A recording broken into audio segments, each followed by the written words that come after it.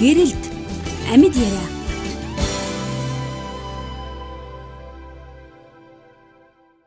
Библиэр нэг юм үг байна. Мөнгөнд дурлах нь бүх муу мухайн үндэс юм аа гэж. Бүх муу мухайн үндэс гэж.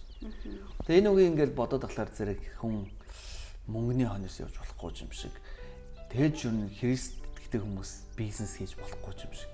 Үнэн сэтгэл төрөд авахгүй чи юу гэж бодож. Бизнес гэдэг бол христчдийн хувьд хаалттай хаалга гэж. Тий, яа бизнес чинь тэр чигээрээ мөнгө олох гэж тий явж байгаа шүү дээ тий. Гэтэ одоо жишээлбэл Библиэлд гардаг түүхүүд, зарим түүхүүдийг харах юм бол мөнгө болоод амжиргаагаа дэвшлүүлж байгаа юм уу, амжиргаандаа хэрэгжилж байгаа тохиолдолд түүхүүд гардаг шүү дээ. Одоо жишээлбэл Библиэлд Паул гэж хүн гарч байна. Паул майхан уяад зардаг байсан ч юм уу тий. Тэгээд тийш явах хөрөнгө санхүү. Тэгээ муу бизнесменийг бас тий буруутгсан тиймэрхүү бас түүхүүд бас Библиэлд нэлээд гардаг тий.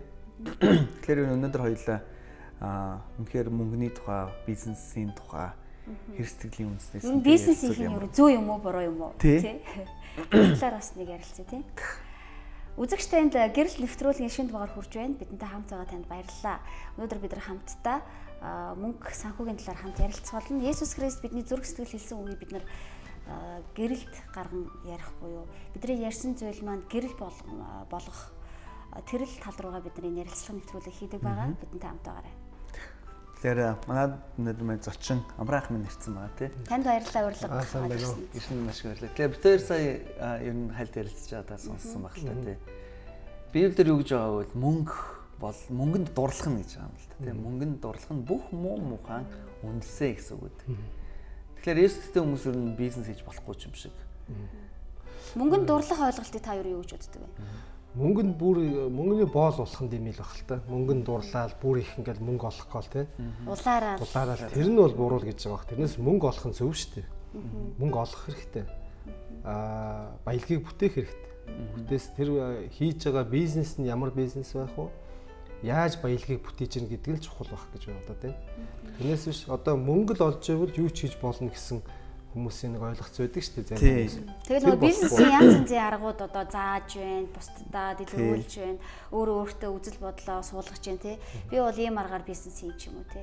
Тэр аргууд донд магадгүй өнөөдөр бид нар ярьж байгаа мөнгөнд нөгөө дурлах, мөнгийг хайрлах буюу бүр бараг нөгөө амьдралынхаа утга учирыг мартчихсан. Тэгээд яаж бодож ирсэн бизнес гэдэг бол тэр мөнгийг л олохын төлөө ганц цор ашигтай ажлын төлөө зорилготой явж байгаа шүү дээ тий. Тэгэхээр Христ итгэлийн хувьд бол энэ бизнесийн иймэрхүү ойлголтод юу яаж ханддаг юм бэ? Христ итгэгч хүмүүс бол бизнес эрхлэх юм бол адгийн даацхан бүтээсэн өдөр Бурхны өдрийг зориулж чадна, ажиллахгүй байж чадна. Хоёрдугаарт бол гэр бүлдээ цаг зарцуулдаг тий. Гуравдугаарт олж байгаа мөнгөндөө сэтгэл хангалуун байдаг.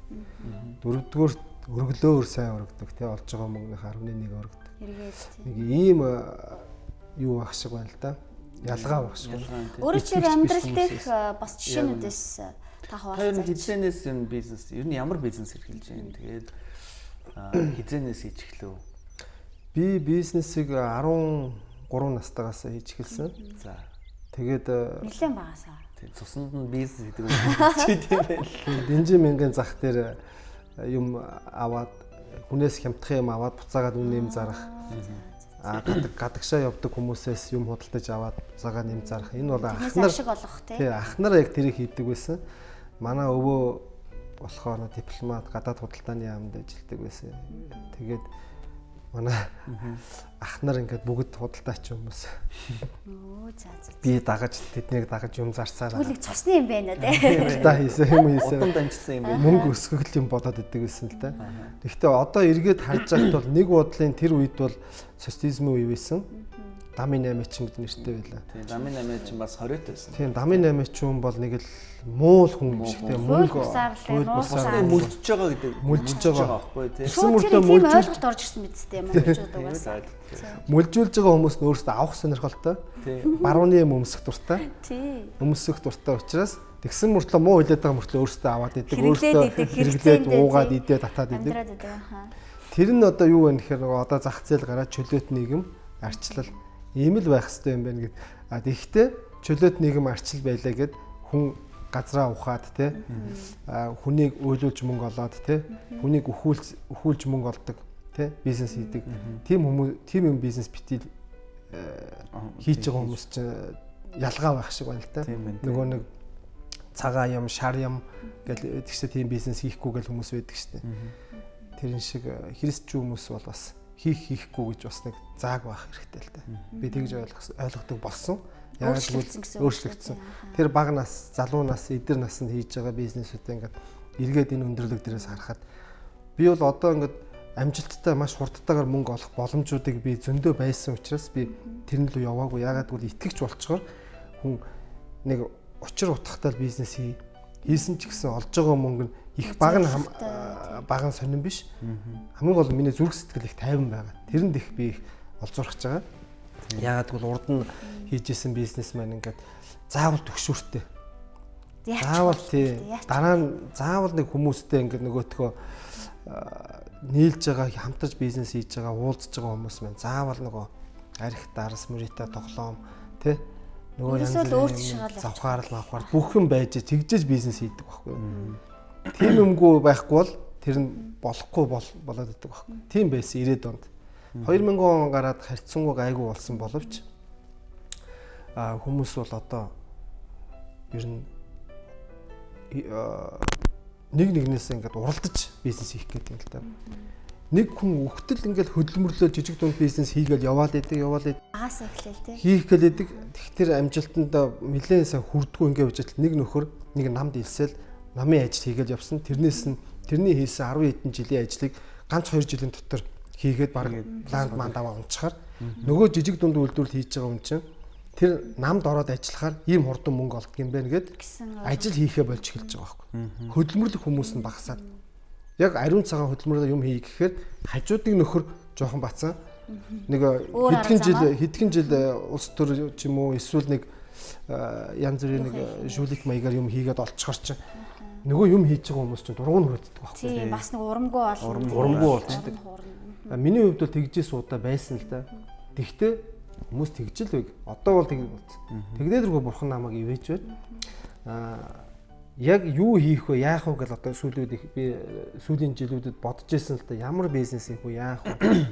Надад юу тохирох юм бол гэж би хүлээгээл залбираадсэн. Гэвч бурхан бас бизнесийг өгдөг юм байна. Санааг бол мэрэгэн ухаан бизнесийг санааг бол хийж өгсөн. Тэрний дагуу явж байна. Тэгэхээр та одоо яг одоо тэг ямар бизнес юун дээр ажиллаж байна? Одоо бол миний хийх гэж байгаа бизнес хийж байгаа бизнес бол одоо номын бизнес хийж байна. Номын бизнес хийнэ гэхээр ном эрхлэн гаргаж байна. Номын дэлгүүр ажиллуулж байсан. Одоо номын дэлгүүрийг өшөө одоо хүний хөгжлийн тийм сургалтын тийм төвтэй номын дэлгүүр байгуулахыг хүсэж байгаа. Жохон тайлбарлахгүй юу тий. Тэр нь юу гэхээр одоо насан туршийн сургалт гэдэг тийм юм байгуулахыг хүсэж байгаа. За. Тэр нь одоо номын дэлгүүр нь байдаг, номын сан нь байдаг, сургалтын төв нь байдаг.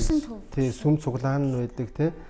Номын ом уншигчдын клуб, ирчүүдийн клуб, эмэгтэйчүүдийн клуб гэдэг тэр дээрээс насан туршийн сургалт хөгшин залуу хүүхэд бүгд л орж ирэл ном уншаа гэгээлдэг. Номтой холбоотой ер нь бүхэл үйл ажиллагаанууд цогцолгоо төв болгоод цогцолгоо тэнд явбал одоо энэ залуучуудад яг аль замаар юу хийх вэ, ямар сонголтоо хийх вэ гэдэг сонголтыг тэндээс олж болохоор тийм л төв байгуулахыг хүсэж мөрөөдөж явж байгаа.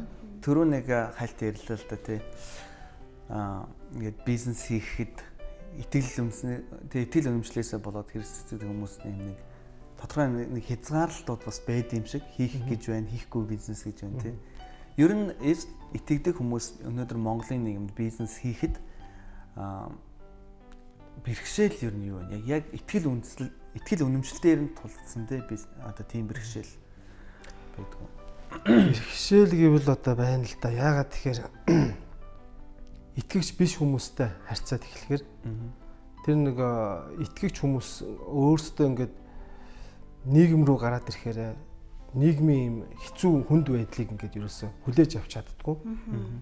Тэгээ тэрнээс их халширдаг. Тэгэхээр нэг тийм сүм цуглаан христч хүмүүс дотор бол байх гэдэг.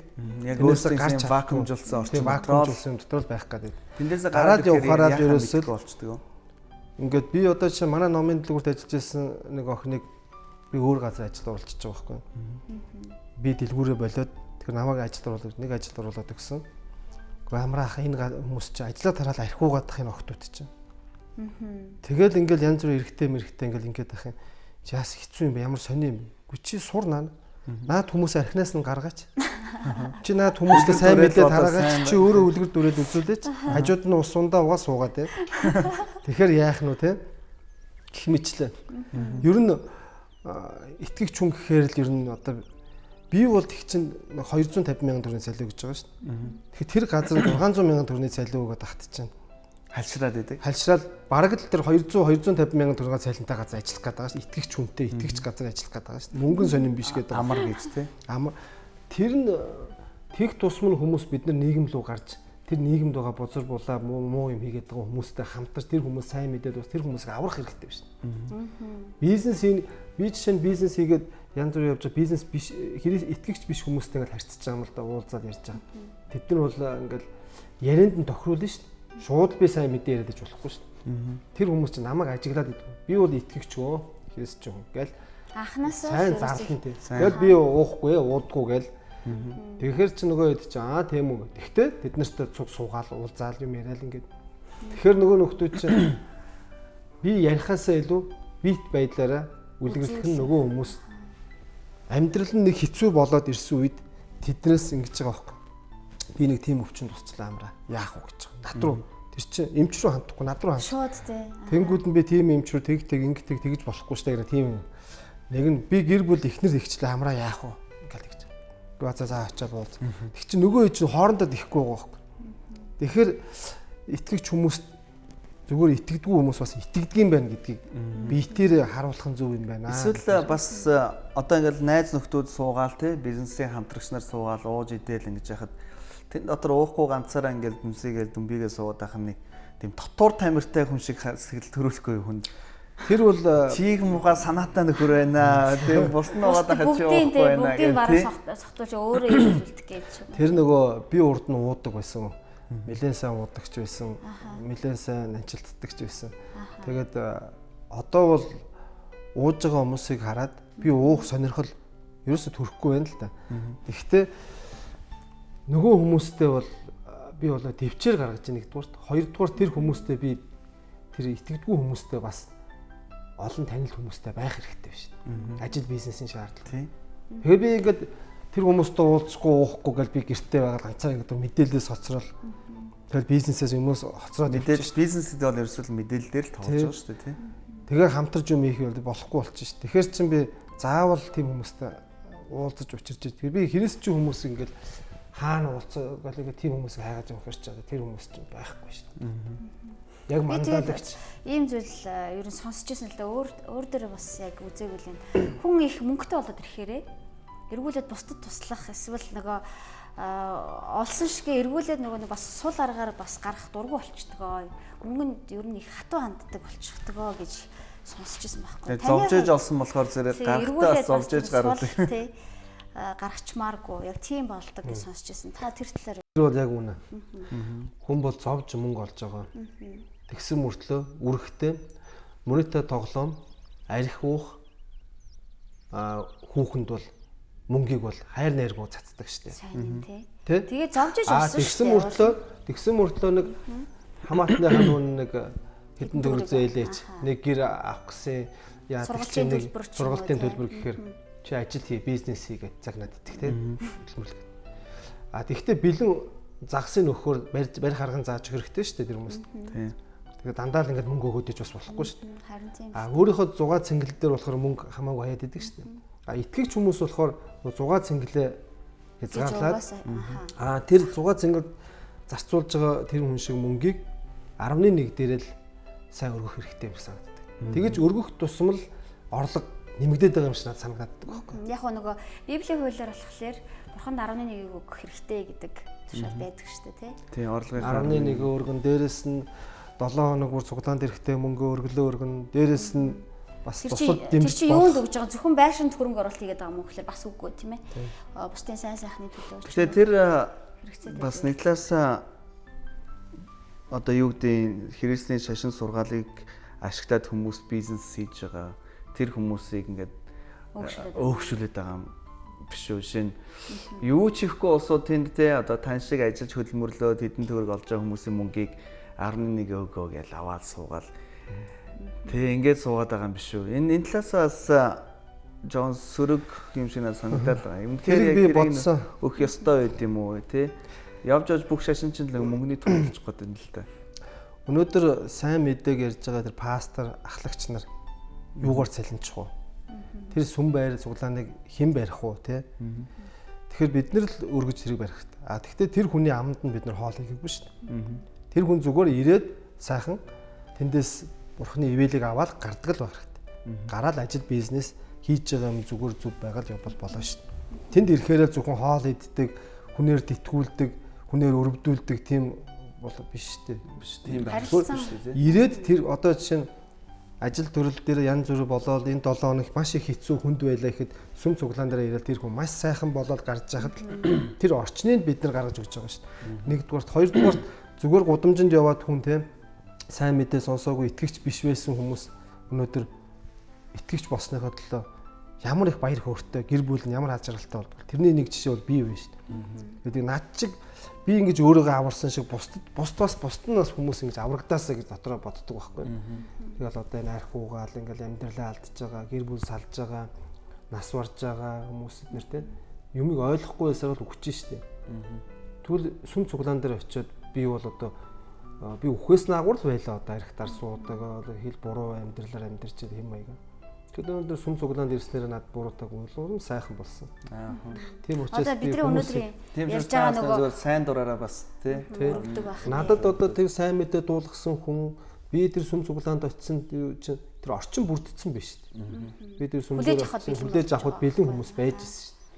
Тэгэл би ингээд ийм үдий зэрэгтэй ингээд явж байгаа нь бол бас бурхны ивэл болоо бас нөгөө бизнес хийж байгаа хүмүүсийн хувьд ч гэсэн би ямар замаар явж байгаа гэдгээ тунгааж бас бодох газар юм болоо эргүүлээд бизнес хийхэд эсдэг хүнд одоо яг хийж болохгүй бизнесийн жишээ нь ийм юм бол тохирохгүй юм байлээ ч юм уу гэж ярьдаг шүү дээ тий. Итгэл үнэмшилт чинь тий харшлаа гэсэн тийм байлгүй байхаа бүр за мэдээж хүний 8 бол хийж болохгүй. Хүний 8 байж болохгүй тий. Мансуурлын одоо тэр янз бүрийн арх таймх одоо бодис одоо хийдэг хүмүүс энэ бол христчүүн хийж болохгүй. За хүмүүсийг арх дарсанд уриалдаг баар сав тий. Арх зардаг дэлгүүр ч юм уу ийм юмнаас бол христчүүн бол хийгээд хэрэггүй шүү дээ. Уул уурхаад яа дээ. Есүс гэдэг хүн газар малтуул буруу юм байх уу? Гэхдээ уул уурхаа өнөөдөр ном ёсоор хууль журмаараа хийж ивэл хийж болно шүү дээ. Итгэгч хүн гээд уул уурхаа хийж болохгүй шүү. Болно шүү дээ. А тэгвэл өнөөдөр илт ингээл нэг булгийн ихэн дээр очиод юм ухаал те. Илтийн гол усыг завааруулаад те. Харин итгэгч хүмүүс чинь уул уурхаа хийвэл тэр нутгийн иргэдтэй зөвшөлдсөн. Дээрээс нь уул ус байгалыг нөхөн сэргээх те тэр тал дээр илүү байх болов гэж бодож байна. Өшөө нөгөө хийж байгаа хүмүүсээсээ бүр илүү. Тийм нөгөө итгэгч биш уул уурхай эзнээс итгэгч уул уурхай христчүүн хүн бол арай өөрөөр хуулиадах бах тийм. Нэг яг ингэж ярихлаар хараа. Энэ христчүүн хүмүүс нь л нэг зүрх сэтгэлтэй юм шиг христчүүн бишчүүд нь нэстэ нэг хүний нэг адгийн хүмүүс эд юм шиг. Би болохоор бизнесмен сайхан сэтгэлтэй гэхдээ Христэд итгэлээ авчираагүй тийм хүмүүсийг бас сонсч ирсэн л та. Тийм. Тэгэхээр тэднийг хитрхи өгөөсгээд байгаа юм шүү. Мэдээж тийм хүмүүс бол зөндөө байгаа шүү дээ. Сайн бизнес. Хамгийн гол нь бидний ярьж байгаа яриа болохоор зэрэг эсдэг хүний хувьд итгэл үнэмшилтээр үндэслээд бизнестэй хандах хандлагын тухай ярьж байна л дээ. Өөр хүмүүс бас янз бүрийн үзэл бодол те өөрийн одоо эх орныгаа хайрлсан хайр магадгүй те ондоо шашны үзэл бодлоос болоод бизнесийг бас аль болох шударгаар хийх гэж аль болох бас зөв сайнаар хийх гэж оролж байгаа хүмүүс бас зөндөө л байгаа л байлгүй. Нэг юм марсамаар байна. Өнөөдрийн Монголд те бизнес ихэд хэл ахуулахгүйгээр хийх хэвээр гарц тун байгаа юм шиг харагдаад байна. Тэгээ эсдэг хүмүүс хаяа нэг те одоо ширээн дагуур мөнгө тэгээ дамжуулсан тийм юм. Та ер нь тийм удаа учирч яваа. Танд бүр гарах уу? Мэдээж гарч байгаа. Тэр үед одоо өхөө одоо тийм. Өгнө шүү дээ. Өгөхгүйгээд яах юм бэ? Ийм нийгэмд амьдарч чинь би ямар энэ бизнес хийж байгаа хүмүүсээс өөр тийм гээ явах гэхэр чинь би урагшаа явахгүй шүү. Би тэр боломжинд хүрэхийн тулд тэр нөхдүүдийн хийдэг гişгүүрийг гიშгээл гарахгүй бол би үлдчих гээд байна шүү дээ. Дараа нь гисгэж гарцсан байна бол дараа нь тэр болохгүй юмнуудыг чинь бас болохгүй гэдгийг л өстө өршөөгөөрэй гэл бурхан минь гэл тэр хүмүүс өршөөгөөрэй бурхан минь гэснээс Библиэлд бол хэл ахвал өгөхийг ер нь юу гэж үздэг? Ер нь одоо Библиэлд бол одоо болохгүй л байгаа шүү дээ мэдээж. Тэгэхээр би бас яг амрахын хэлдгээрээ сонсч байсан байхгүй. Ер нь Есүс итгэдэг хүмүүс яг цэврээр ерөн бизнес их бол баг байхгүй гэж яг тгий сонсч байсан байхгүй. Тийм бол хизээж байдгүй ингээд бас нэг номлогч хүртэл яг тэгж ярьжсэн. Тэгээ би бас гайхчихсан байхгүй. Тэгээд тэгж бодож үзчихэ нэрээ ч бас хэцүү юм болоо да. Тэгээд би миний эргэн тойронд яваач юм биш те. Одоо шил би эсвэл дандаа 100% Есүс итгэдэг ч юм уу эсвэл хууль дүрмээр амьдардаг хүмүүстэй амьдраагүй байна. Нэг талаасаа. Тэгээд нэрээ ингээд таны ингээд тайлбарыг харахад ч гэсэн би бол яг ойлгож байгаа байхгүй. Өөрөө ойлгож байна. Надад бол хэрвээ надад зүгээр ийм асуулт төрөд байна. Хэрвээ Библийг те зарим юм дээр дагаж болоод зарим юм дээр дагахгүй гэж болдсон бол яг юуг нь дагдаг, алийг нь дагаж. Надад бол одоо сая амраахын хариулт болохоор зүрх сэтгэлийн асуудал юм шиг санагдаж байна. Яг зүрх сэтгэлдээ би шунахаараа те би энэ мөнгийг өстой би энэ нэр алдрыг ч юм уу те би энэ компанийг авахгүй бол өстой би барай амьд явсны хэрэг алах ч юм уу гэдэг хүмүүс янз бүрийн нөгөө тангараг тавиач ч юм уу. Ялангуяа нийгэмд буруу зүрх сэтгэлээр ханддаг шүү дээ. Ялангуяа нийгэм буруу зүрх сэтгэлээр хандаад хэл ахвал өгж байгаа бол тэр бол буруу байгаа байхгүй. Харин амраахын зүрх сэтгэл арай ондоо хандаж би зүрх сэтгэлээр хандаж хэл ахвал өгнө гэж байгаа байхгүй. Ялангуяа өнөөдрийн нийгэмд те Монголыг яг идж байгаа, устгаж байгаа, алж байгаа юм хэл ахвал байгаа байхгүй. Тэгээ нийгэмдээ хэл ахвал гэдэг юм сөрөг ойлголтыг бий болсон байхад те миний бодлоор Есүс гэдэг хүмүүс энэний бол яг эсрэг зогсоо. Тэгээ одоо яалтчгүй ганцаард шүү дээ энэ яах юм. Харин тэр Бурхны хаанчлалын төлөө өнөөдөр золиос гарахаас өөр байхгүй. Бид нэр өнөөдөр 2020 он 30 он гэхэд итгэгч хүмүүс хэрэг болох уу? Энэний төлөө бид нэр хөдөлмөрлөх хэрэгтэй. Хөдөлмөрлөхийн тулд бид нэр иймэрхүү нүдийг дайрал гарахаас өөр байхгүй. Тойрж гарна гэж байхгүй. Тэгжээж дараа нь Бурхны хаанчлал фронтийнхан гэж байдаг шүү тий. Золиос Бурхны хаанчлалыг өнөөдөр Христ итгэгч хүмүүс 20 он гэхэд хэр хэмжээний хүрсэн байх уу те. Өнөөдөр бид нар л өөрсдөө үлгэрлэх хэрэгтэй шүү дээ. Яг өдөр өөх газар нөгөө л өөхгүй газар өөхгүй тэгээд болохгүй юм ингээл болох гол ингээд явж шүү дээ. Тэгээд бүх юм бол болдог юм шиг ингээд сайхан байсан бол ингээд хурдан л явж шүү дээ. Тэгээс итгэгч хүмүүс өгдөггүйгээл ингээд үлдээд сугарч үлдээд байх юм бол тэгээд энэ нэлээд хойгууд ингээд энэ хойг бизнес хийж чадахгүй ингээд байж идэв гэдэг л нэр зүгээр. Чи болохоор зэрэг хэл ахвал өгөхийг зүгээр гэж бодож байгаа юм. Би болохоор өөх ёстой газар яг хуу бүр ёстой хэл ахвал гэж юусоо байхгүй шүү. За миний буруу заяа. Хуулийн дагуулсан чинь тэгээ хууль зөрчиж байгаа хэрэг байхгүй юу? Яалтчгүй тэгээд ингээд тэр хүн чинь авчаа санаа намраад намайг цаашаа гарах гэдэг би яах юм?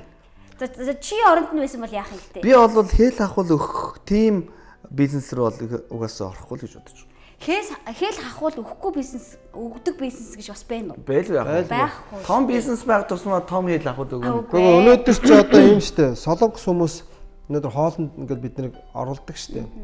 Тэр ч одоо хэл ахвал штэ. Бид нар ягаад хүнээс үнэгүй хоол идэх штэ. Өнөөдөр эмчд үзүүлээд гарахад бид нар эмчтэй өнөөдөр эмч ингэж байгаа дүүргийн эмч ингэж байгаа байхгүй юу? Уушхны зураг авахуулах гэсэн юм аа. Цаг байхгүй. Өнөөдөр байхгүй гэж байгаа. Тэгвэл эрдэнэтгэнийх нь газар очихоор нөгөө эрдэнэтгэний үн 3000 төгрөг өгчүүл аваад өгнө гэж байгаа. Тий, тэгдэг. Тэгэхээр хүн чинь яаралтай зураг авахуулах хэрэгтэй байна шүү дээ. Тэгэхээр энэ 3000 чинь өгөөл авахуулахаас аргагүй болчихж байгаа үст. Харин тий. Энэ чинь өөрөөсөө цаана тийм тогтолцооны юм болчиход энэ тогтолцоог өөрчлөхийн тулд тодорхой хэмжээнд бид нар энэ золиосыг гаргаж бэж нийгмийг сүүл төлөвшүүлэх тэр хүмүүсийг төлөвшүүлэх итгэгч болгосны дараа тэр өнөөдөр эрдэнэтгэний эмч итгэгч байсан бол тэхгүй те юм чинь ингээ тэдний тим болгохын тулд бид нар тодорхой хэмжээнд санхүү хэрэгтэй биз дээ. Хажуугаар нь тэр чинь тэр тим ойлголтыг тим зүйлийг зөвөр өөртөө дэмжиж байгаа юм биш үү? Хэрвээ бид нар дэмжиж байгаа юм бол хожим энэ зүгээр олно гэж бодоход бол хэцүү дээ. За би одоо хэл авах гэж байгаа. Би хэл авах өмөрийн гэсэн бас би чинь хэл авах өгөө нэг гайгүй те бизнесний өндөрлөгт хүрчлээ. Дараа нь би юу гэж хэлэх юм? Хойноос явж байгаа хүмүүс та нар одоо хэл авах өгч болохгүй гэх юм. Мэдээж тэгэхэд хэцүү лээ. Тэгээд одоо жишээлбэл наад сан бүр эрентгийн ахуулын илгээл тэгж байна. Тэгээ өөрөө яах вэ? Тийм учраас эхнээсээ ийм юм болохгүй те мэдэгдэг газар нь мэдэгдээд энэ ийм юм байна гэдэг ингээд одоо яа тийм цуглаа оцсонгоо бариад хэрүү шүүгээ. Тэгээ мэдрэмжээр л ажиллахаас өөр арга байхгүй л дээ. Үндэ бол мэдрэмжээр. За яг гоо Библиэр нэг ийм үг байт юм а зүгээр буруу ашиглаж магадгүй хүмүүстэй. Гэхдээ яг гоо хаад ноёдын өмнө эрэхтэй бэлэгтэй иржээ гэд тий. Тийм үед байхгүй хоосон гар хоосон ирж болохгүй ч юм уу тий.